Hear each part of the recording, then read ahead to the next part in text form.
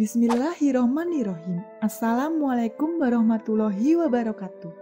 Perjalanan dan perjuangan dakwah para nabi selalu menarik untuk disimak dan dijadikan pelajaran. Begitupun dengan perjalanan dakwah Nabi Ibrahim alaihissalam. Setiap langkah perjuangannya selalu meninggalkan cerita unik dan pesan mendalam yang tak lekang dimakan zaman. Nabi Ibrahim merupakan nabi yang memiliki gelar Ulul Azmi.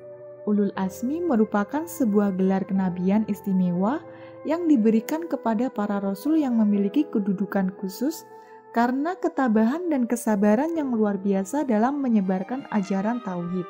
Sebelum lanjut videonya, jangan lupa klik tombol subscribe dan nyalakan loncengnya dan bagikan ke teman-teman Anda supaya tahu informasi Islami ini. Tahukah Anda, selama masa hidup, Nabi Ibrahim alaihissalam pernah melakukan 3 kebohongan. Penasaran pernah berbohong apa saja? Simak videonya. Kebohongan pertama yang dilakukan oleh Nabi Ibrahim adalah saat ia diajak oleh ayahnya untuk menyaksikan hari raya kaum kafir Babilonia. Hari raya tersebut dirayakan di alun-alun kota setiap tahunnya. Namun, saat ayahnya mengajak Ibrahim untuk datang ke perayaan, Nabi Ibrahim menolaknya dengan alasan sedang sakit. Lalu ia memandang sekali pandang ke bintang-bintang. Quran Surat As-Saffat ayat 88. Kemudian Ibrahim berkata, "Sesungguhnya aku sakit." Quran Surat As-Saffat ayat 89. Nabi Ibrahim melakukan kebohongan itu demi melancarkan rencananya untuk menghancurkan berhala-berhala yang disembah oleh kaumnya itu. Saat orang-orang pergi menyaksikan perayaan tersebut, Ibrahim datang kepada berhala itu lalu menghancurkannya.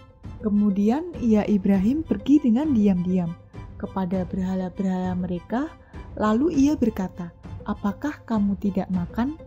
Quran Surat As-Saffat ayat 91. "Kenapa kamu tidak menjawab?" Quran Surat As-Saffat ayat 92. Lalu dihadapinya berhala-berhala itu sambil memukulnya dengan tangan kanannya dengan kuat. Quran Surat As-Saffat ayat 93. Nabi Ibrahim alaihissalam kemudian menghancurkan semua berhala dengan kapak, kecuali berhala yang terbesar. Dia kemudian meletakkan kapak di tangan berhala terbesar tersebut.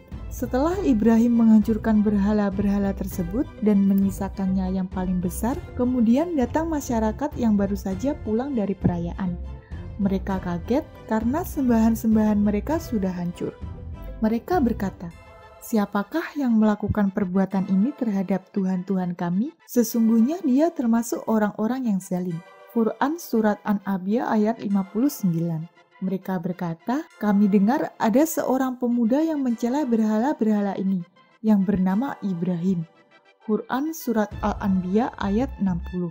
Menurut Ibnu Mas'ud, mereka yang mengatakan Ibrahim pelakunya adalah orang yang pernah mendengar Ibrahim berkata, "Demi Allah, sesungguhnya aku akan melakukan tipu daya terhadap berhala-berhalamu sesudah kamu pergi meninggalkannya."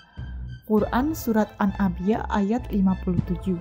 Kemudian Ibrahim disidang dan setelah orang-orang berkumpul, mereka bertanya, "Apakah kamu yang melakukan perbuatan ini terhadap Tuhan-Tuhan kami, hai Ibrahim?" Quran Surat An-Anbiya ayat 62. Ibrahim menjawab, "Sebenarnya patung yang besar itulah yang melakukannya. Maka tanyakanlah kepada berhala itu, jika mereka dapat bicara." Quran Surat An-Anbiya ayat 63. Nabi Ibrahim alaihissalam berkata seperti itu agar mereka segera menjawab bahwa patung-patung itu tidak dapat berbicara. Hingga akhirnya mereka mengakui bahwa patung-patung itu hanyalah benda mati yang tidak bisa berbuat apa-apa. Pada suatu hari, Ibrahim dan istrinya Sarah tiba di suatu negeri yang dikuasai oleh seorang Fir'aun yang zalim. Fir'aun itu diberitahu oleh ajudannya bahwa ada seorang lelaki yang tinggal bersama wanitanya yang sangat cantik jelita. Fir'aun tersebut mengutus utusannya untuk menemui Ibrahim. Sang utusannya bertanya, "Siapakah wanita yang tinggal bersamamu?" Nabi Ibrahim alaihissalam menjawab, "Dia adalah adikku." Lalu Nabi Ibrahim alaihissalam mendatangi Sarah dan berkata, "Wahai Sarah, di muka bumi ini tidak ada orang yang beriman kecuali aku dan kamu. dan di depan sana ada seorang yang datang dan bertanya kepadaku tentang dirimu. Maka aku akan katakan padanya bahwa kamu adalah adikku. Oleh karena itu, janganlah kamu katakan yang lain selain yang aku katakan." Maksud ucapan Nabi Ibrahim alaihissalam yang mengatakan bahwa Sarah adalah adiknya adalah saudara seagama atau ukhtun fiddin. Sedangkan maksud di muka bumi ini tidak ada orang yang beriman kecuali aku dan kamu adalah tidak ada pasangan mukmin lain selain aku dan kamu. Alasannya adalah karena Nabi Lut alaihissalam pada saat itu juga beriman, sama seperti mereka. Nabi Lut alaihissalam adalah keponakan Nabi Ibrahim alaihissalam. Menurut sejarawan, Fir'aun dalam kisah tersebut merupakan saudara dari Ad-Daha. Semuanya kita kembalikan kepada Sang Pencipta alam, Allah Subhanahu wa Ta'ala.